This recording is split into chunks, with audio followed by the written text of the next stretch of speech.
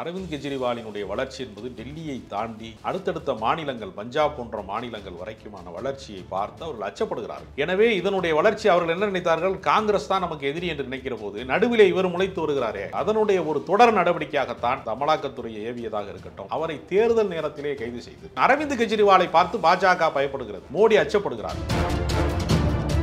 நாங்கள் மிகப்பெரிய வலிமையான கட்சி, எங்களை மாதிரி ஒரு பெரிய இயக்கமே கிடையாது என்று இவர்கள் வெளியில் சொல்லிக் கொண்டாலும் இவர்கள் உள்ளுக்குள்ளே பதட்டம் அடைகிறார்கள். ஏதோ அவர் ஒரு பெரிய சர்வதேச பயங்கர, ஏன்னா இது மதுவை இந்தியா முழுக்க அவர்கள் ஒழித்து வைத்தது மாதிரியும் இல்லாமல் செய்து விட்டது மாதிரியும், என்னமோ இவர் மட்டும்தான் மதுபான கொள்கைக்கு உரியவர் மாதிரியும் ஒரு அபத்தமான ஒரு கோட்பாட்டை அவர்கள் செய்கிறாங்க. அரவிந்த் கெஜ்ரிவால் மீது குற்றச்சாட்டு சொன்னவர் பார்த்தீங்கன்னா எலக்ட்ரல் பாண்ட் மூலமாக பல கோடி ரூபாய் பணத்தை பாஜக கொடுத்துருக்காரு. ஆனால் அவர் இப்போ வெளியில தான் இருக்காரு. அவர்களுடைய ஸ்டைலே அதானங்க. அமலாக்கத்துறை வருமான வரித்துறைலாம் இந்த ஃப்ராடு வேலையை தான் பார்த்துருக்காங்க. இது தன்னிச்சையான அமைப்பு கிடையாது. ஆளுங்கட்சிக்கு அடியாள் வேலை பார்க்கக்கூடிய அமைப்பாக ஒட்டுமொத்தமாக எல்லா துறையும் மோசமாக மாறி இருக்கு. ஒன்றும் இல்லை, 600 வழக்கறிஞர்கள் சேர்ந்து உச்ச நீதிமன்ற நீதிபதி சந்திரசூட்டுக்கு கடிதம் எழுதுறாங்க. ஐயா, எங்களுக்கு பல வகையான அழுத்தங்கள் இருக்கிறதுங்கிறான். திகார் சிறைக்கு இன்னைக்கு அரவிந்த் கெஜ்ரிவாலை நீங்கள் தேர்தலுக்கு முன்பு அனுப்பலாம். தேர்தல் ரிசல்ட் வந்ததற்கு பின்னால் திகார் சிறைக்கு யாரெல்லாம் போக போறார்கள் என்பதை 500 கிலோமீட்டர் கூட நடக்காத, அதுவும் இடையில கேரவன்ல ரெஸ்ட் எடுத்துட்டு இடையில லீவ்லாம் போட்டுட்டு போனா நடந்த அண்ணாமலைக்கு ஏதோ ஒரு பெரிய சர்வதேச தலைவர் மாதிரியும், ஏதோ உலக அமைதிக்கு நடக்கிற ஒரு நெல்சன் மண்டேலா மாதிரியும், ஒரு பெரிய ஒரு காந்திய வழியில் நடக்கிறது மாதிரியும், நீ போறதே ஊருக்கு கலவரத்தை தூண்டுறதுக்கு. நீ மாதா சிலைக்கு மாலை போட போறோம்னா மாதாவே பயப்படுது. உலகத்தில் இருக்கிற அத்தனை பாவிகளையும் மன்னிப்பதற்காக பிறந்த கிறிஸ்தவம் உன்னை பார்த்து பயப்படுது. மதவெறியை தூண்டுறான், கலவரத்தை தூண்டுறான், பல வகையான பிரச்சனைகளை தூண்டி விடுறான். பாரத மாதாவுக்கு ஜெயங்கிறான். ஆனால் பாரத மாதா பதட்டம் அடைகிறார். அவர்களை பார்த்தா பாஜகவிற்கு எதிராக தான் முடியுன்றீங்களா? முழுக்க பாஜக தனக்கு தானே குழி வெட்டி கொண்டிருக்கிறது. தன்னை புதைப்பதற்கான வேலையை அவர்களே செய்து கொண்டிருக்கிறார். இது போன்று அரசியல் சார்ந்து எக்ஸ்க்ளூசிவான வீடியோக்களை தொடர்ந்து காண ஆகாயம் வாய்ஸ் சேனலை சப்ஸ்கிரைப் பண்ணுங்க. ஆகாயம் வாய்ஸ் நேயர்களுக்கு வணக்கம். இன்றைக்கு நம்மோடு நேர்காணலுக்காக அரசியல் விமர்சகர் ராஜகம்பீரன் அவர்கள் நம்மோடு இணைந்திருக்கிறார். அவரோடு பேசலாம். வணக்கம் சார். வணக்கம். டெல்லி முதல்வர் அரவிந்த் கெஜ்ரிவால் அவர்களோட நீதிமன்ற காவல் நீடு முடிஞ்சது. மறுபடியும் ஏப்ரல் 15 வரைக்கும் காவலை உயர்த்திருக்காங்க. திகார் சிறையில் அடைக்க போகிறதா செய்திகள் வந்திருக்கு இல்லையா? எப்படி பார்க்குறீங்க இந்த டெவலப்மெண்ட்ஸ்? மாற்று கருத்தே இருக்கக்கூடாது என்பதுதான் பாஜகவினுடைய மிகப்பெரிய ஒரு பாசிச நடவடிக்கை. அரவிந்த் கெஜ்ரிவாலினுடைய வளர்ச்சி என்பது டெல்லியை தாண்டி அடுத்தடுத்த மாநிலங்கள் பஞ்சாப் போன்ற மாநிலங்கள் வரைக்குமான வளர்ச்சியை பார்த்து அவர்கள் அச்சப்படுகிறார்கள். எனவே இதனுடைய வளர்ச்சி அவர்கள் என்ன நினைத்தார்கள், காங்கிரஸ் தான் நமக்கு எதிரி என்று நினைக்கிற போது நடுவிலே இவர் முளைத்து வருகிறாரே, ஒரு சின்ன பாறையினுடைய இடுக்கிலே ஒரு செடி வளர்வது மாதிரி ஒரு ஆச்சரியமான வளர்ச்சிக்கு அரவிந்த் கெஜ்ரிவால் வருகிறார். எனவே பாஜக எதிர்ப்பு வாக்கு வங்கியை அவர் பஞ்சாபிலே அறுவடை செய்து விட்டார் என்கிற போதே அவர் மீது இவர்கள் குறிவைத்து விட்டார்கள். அதனுடைய ஒரு தொடர் நடவடிக்கையாகத்தான் இந்த அமலாக்கத்துறையை ஏவியதாக இருக்கட்டும், அவரை தேர்தல் நேரத்திலே கைது செய்து அவரை சிறைச்சாலைக்கு அனுப்பி தேர்தல் நிகழ்கிற காலம் வரைக்குமே அவர் சிறையில் இருக்க வேண்டும். தேர்தல் முடிகிற வரைக்கும் வெளில வர முடியாது என்கிற ஒரு சூழ்நிலையை அவர்கள் உருவாக்க பார்க்கிறார்கள். அப்படி என்றால் என்ன அர்த்தம்னா, அரவிந்த் கெஜ்ரிவாலை பார்த்து பாஜக பயப்படுகிறது. நாங்கள் மிகப்பெரிய வலிமையான கட்சி, எங்களை மாதிரி ஒரு பெரிய இயக்கமே கிடையாது என்று இவர்கள் வெளியில் சொல்லிக் கொண்டாலும் இவர்கள் உள்ளுக்குள்ளே பதட்டம் அடைகிறார்கள். இதுதான் உண்மையான விஷயம். அரவிந்த் கெஜ்ரிவாலை பார்த்து பாஜக பயப்படுகிறது, மோடி அச்சப்படுகிறார். அவர் தேர்தல் வேலை செய்ய விடாம தான் பாஜக ஒரு சிறையில் தள்ளினா மக்கள் மத்தியில் அதிருப்தியான ஏற்படுத்தும். பாஜக அதிருப்தி ஏற்படுத்தும் என்பது பொதுமக்களினுடைய பார்வையிலிருந்து நாம சொல்றோம். அவர்கள் என்ன நினைக்கிறார்கள்னா, ஊழலுக்கு எதிரான பெரிய யுத்தத்தை அவர்கள் நடத்துவதை போலவும், அவர் என்ன மதுபான கொள்கையில என்ன செஞ்சிருக்காரு, லாக்டவுன் காலங்களில் கொரோனா பேரிடர் காலங்களில் மது விற்பனைக்கு அவர் சில ஆஃபர் கொடுத்திருக்காங்க தனியார் மூலமா, அவ்வளவுதான். அந்த விற்பனைக்கான ஒரு இது கொடுத்துருக்காங்க. இது எல்லா பிஸ்னஸ்லையுமே நடக்கிற ஒரு விஷயம் தானே. நீங்கள் ஒரு ஷோரூம் போகிறீங்க, சட்டை எடுக்க போகிறீங்க, பிராண்டட் சட்டை போகிறீங்க, அது அதிகமான விலை இருக்குங்கிறதுனால சராசரி காலங்களில் நம்மளால் வாங்க முடியாது. அவன் என்ன பண்ணுவான், ஒன்று வாங்கினா ஒன்று ஃப்ரீ. இதைத்தானே எல்லா வியாபாரங்களையும் இது நடக்கிறதுனாங்க. அதைத்தான் அவர் செஞ்சுருக்காரு. ஏதோ அவர் ஒரு பெரிய சர்வதேச பயங்கர, ஏன்னா இது மதுவை இந்தியா முழுக்க அவர்கள் ஒழித்து வைத்தது மாதிரியும் இல்லாமல் செய்து விட்டது மாதிரியும், என்னமோ இவர் மட்டும்தான் மதுபான கொள்கைக்கு உரியவர் மாதிரியும் ஒரு அபத்தமான ஒரு கோட்பாட்டை அவர்கள் செய்கிறாங்க தொடர்ச்சியாக. இப்போ இந்த வழக்கிலே கூட பார்த்தீங்கன்னா அரவிந்த் கெஜ்ரிவால் மீது குற்றச்சாட்டு சொன்னவர் பார்த்தீங்கன்னா எலக்ட்ரல் பாண்ட் மூலமாக பல கோடி ரூபாய் பணத்தை பாஜக கொடுத்துருக்காரு. ஆனால் அவர் இப்போ வெளியில தான் இருக்கார் இல்லையா? அவர்களுடைய ஸ்டைலே அதானங்க. அதாவது சபாஸ் மீனானு ஒரு சிவாஜி கணேசனுடைய ஒரு திரைப்படம் இருக்குது. அதில் உழைச்சி பிழைக்கக்கூடாதுங்கிற ஒரு முடிவில் அவர் இருப்பார். அதாவது இந்த படித்துறை பாண்டி கேரக்டர்லாம் வர்றதுக்கு முன்னாடியே சிவாஜி அப்படி ஒரு கேரக்டர் நடிச்சிருக்காரு. என்ன செய்வாங்கன்னா, அவங்க என்ன பெரிய பெரிய செட்டிநாடு பங்களா மாதிரி இருக்கிற ஏரியாவுக்குள்ளே போவாங்க. போய் இவர் என்ன செய்வார்னா, ஒருத்தர் இவரோட அசிஸ்டண்ட் போய் என்ன பண்ணுவார்னா, கல்லை விட்டு அடிப்பார் கதவு மேலே. கண்ணாடி கதவு சலசலன்னு உடையும். அவ்வளோ பெரிய பங்களாவில் கண்ணாடி கதவை உடைஞ்சா நல்லா இருக்குமா? பின்னாடியே இவர் வந்து என்ன பண்ணுவார்னா, இந்த மாதிரி டோர் ரிப்பேர் அப்படின்னு ஒரு போவார். ஐயா நாங்கள் பழுது பார்த்து தந்துடுவோம், சிறப்பாக இருக்கும் பாரு சிவாஜி. இப்போ கரெக்டான நேரத்தில் வந்தப்பா, நீயே கரெக்டான நேரத்தில் வந்த வாப்பா, அது சரி பண்ணி கொடுப்பா, அந்த கதவை மாற்றி கொடுப்பா அப்படின்னு ஒருத்தர் சொல்லுவார். ஒரு முறை என்ன ஆகும்னா, அசிஸ்டண்ட் லேட் ஆகிரும், அவன் வர்றது லேட் ஆகிரும். இவர் முன்னாடியே போய் என்ன இந்த பங்களாவில் வந்து கண்ணாடி கதவை உடஞ்சிருக்குமே நேரம் அப்படின்னு கேட்பார். உனக்கு எப்படியா தெரியும் அப்படின்னு கேட்பாங்க.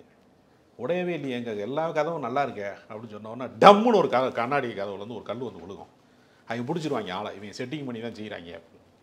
மோடி முதல் முறையாக நாடாளுமன்ற தேர்தலுக்குள் வந்தபோது அவர் ஏதோ சீர்திருத்தம் செய்கிறார், கண்ணாடி கதவுல சரி பண்ணி கொடுக்குறாங்கன்னு முதல் முறையாக வாக்காளர்கள் நம்பினது மாதிரி ஒரு முறை நடந்தது.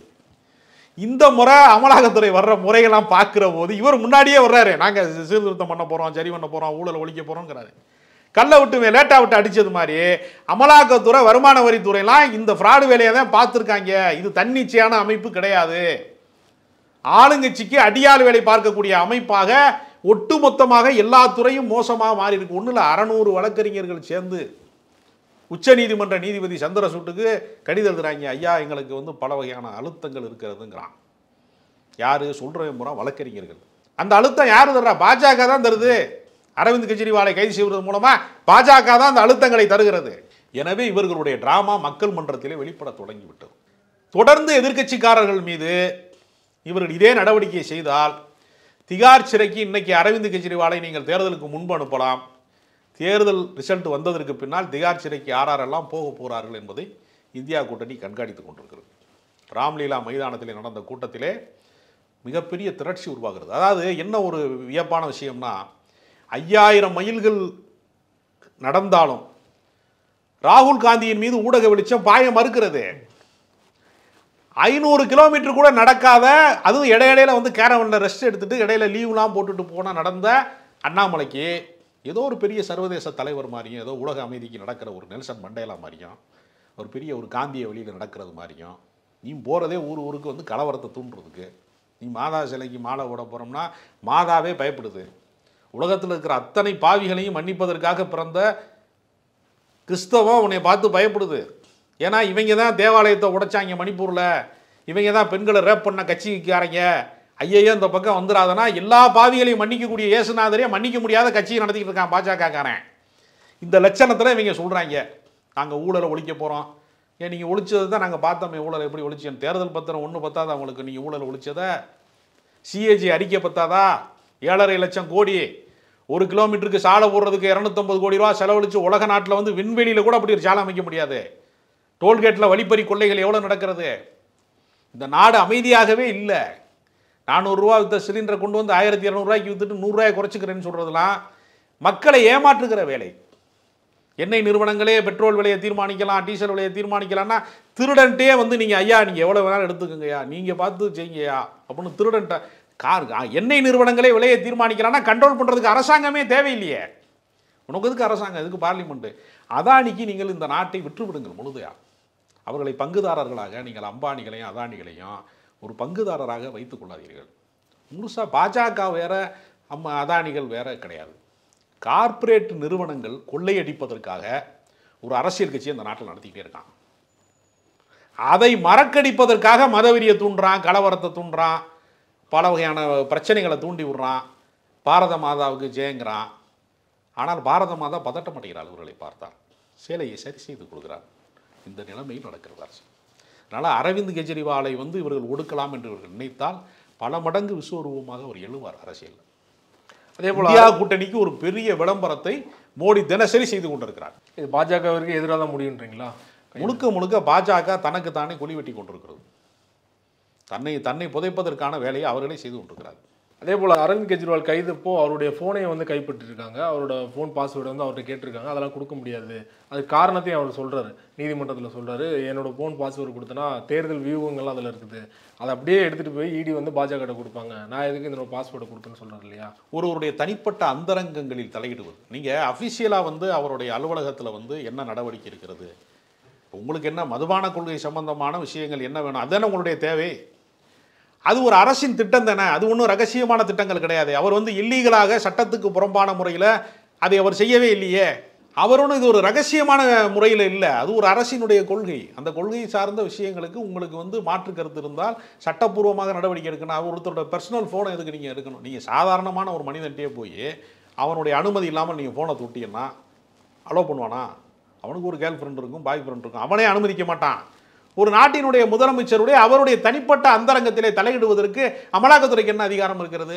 இதெல்லாம் திட்டமிட்ட அரசியல் நடவடிக்கையாக செய்து கொண்டிருக்கிறார்.